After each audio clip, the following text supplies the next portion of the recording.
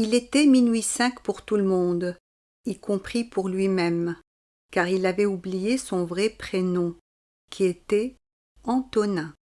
Minuit 5 avait 10 ans, une idée toutes les 7 minutes, une petite sœur, et il ne se lavait jamais, sauf si un orage d'été le prenait de vitesse.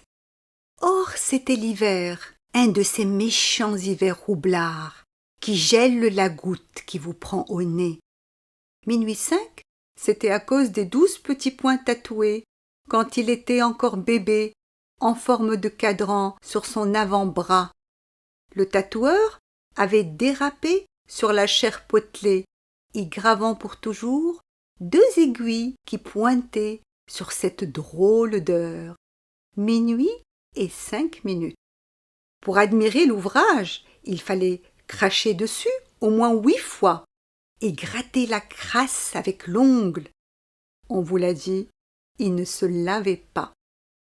L'hiver donc, mais cela ne tracassait guère minuit 5, pas plus que Bretelle sa sœur, qui ne se lavait pas davantage.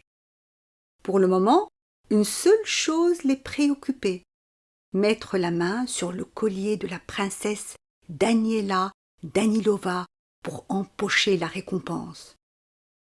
Là, là, s'exclama Bretelle, son index sortant d'une manche où une famille de blattes se tenait au chaud. Là, cria minuit 5, secouant sa tignasse, qui avait l'air de 20 tignasses, car parée des couleurs multiples de la saleté. Hélas, il s'agissait soit d'un écrou perdu, soit d'un bout de fer à cheval, ou n'importe quoi d'autre qui brillait.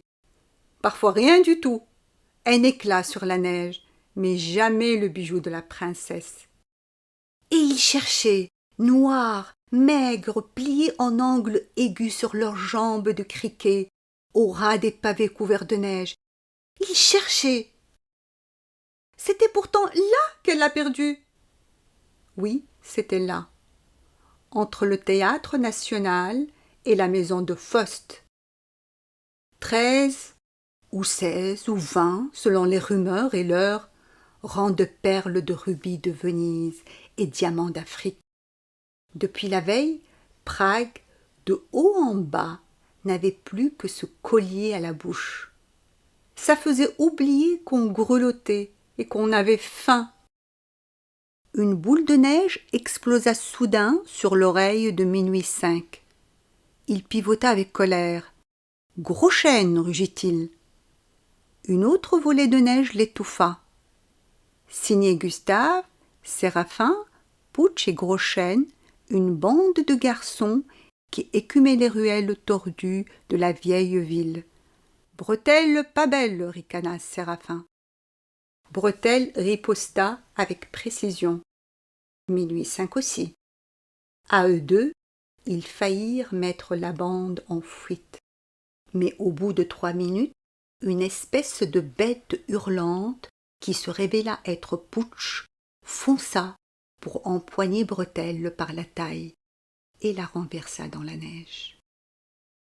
C'était un extrait de Minuit 5 de Melika Fadjour.